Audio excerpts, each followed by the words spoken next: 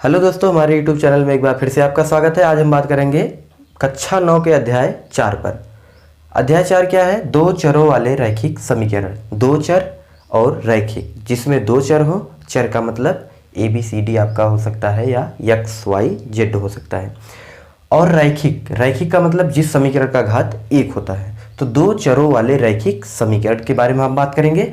तो सबसे पहले हम परिचय देखेंगे। इसका परिचय हमारा पहला दिया है ax plus B Y plus C equal to 0 के रूप के समीकरण को, जहां a, b और c अचर हैं और a और b दोनों शून्य, अर्थात a इक्वल टू नॉट 0 और b इक्वल टू नॉट 0 नहीं है, दो चरों वाला रैखिक समीकरण कहलाता है या कहा जाता है। इसका मतलब ये हुआ कि अगर इसके रूप में है आपका जो समीकरण, इसके रूप में है, तो आपका जो है रैखिक समीकरण है। अर्थात जो है ax और आपका a जो है ये आपका अचर है, और by में आपका b जो है अचर है और c आपका अचर है। यह 0 के बराबर नहीं होगा, c आपका 0 के बराबर हो सकता है। c आपका 0 के बराबर हो सकता है, लेकिन a और b आपका 0 नहीं होना चाहिए। इसे कहते हैं दो चरों वाला रैखिक समीकरण। इसमें आप देख सकते हो यहाँ पे दो चर है, एक x है और एक y।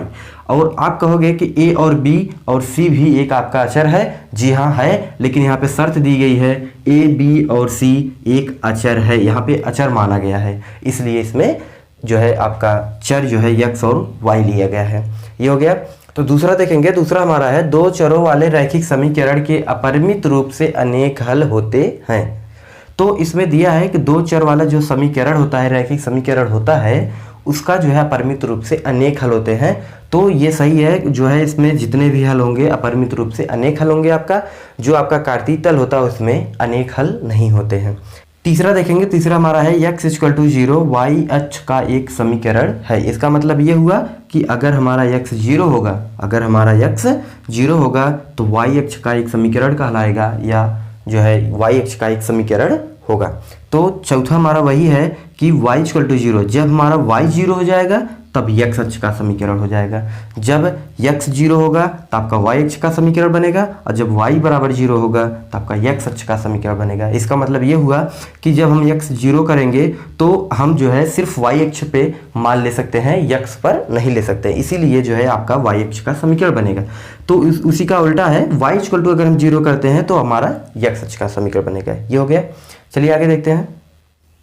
पांचवा हम देखेंगे y बराबर mx के प्रकार का, y बराबर mx के प्रकार का समीकरण मूल बिंदु से होकर जाने वाली एक रेखा को निरूपित करता है। इसका मतलब ये हुआ कि y बराबर mx इस प्रकार के जो भी समीकरण होंगे वह आपका सदैव मूल बिंदु से होकर गुजरेगी। तो मूल बिंदु का मतलब आप जानते हो, जहाँ पे जो है निर्देशांक 0 0 होता है उसी को हम कहते हैं मूल बिंदु। ये आपका मूल बिंदु होता है। बिंदु आप ग्राफ में देख सकते हो, ये आपका यही मूल बिंदु होता है। इस तरफ आपका x अक्ष का धनात्मक होता है और इस तरफ आपका y अक्ष का धनात्मक, इस तरफ आपका y अक्ष का ऋणात्मक होता है और इस तरफ आपका x अक्ष का ऋणात्मक होता है। तो ये आपका जो बीच में बनता है यही हमारा मूल बिंदु होता है। छठवां देखेंगे। छठवां हमारा दिया है दो चरों वाले प्रत्येक रैखिक समीकरण का आलेख एक सरल रेखा होता है। इसका मतलब ये हुआ कि दो चरों वाले जो है आपका रैखिक समीकरण जो होता है वह, उसका आलेख जब हम खींचेंगे तो वह एक सरल रेखा होगा। सरल रेखा का मतलब एक सीधी रेखा आपकी, चाहे ऐसे हो सकती है, ऐसे भी हो सकती है। चलिए हम उदाहरण में आपको दिखाते हैं। ये चित्र में देख लीजिए, ये चित्र देखिए।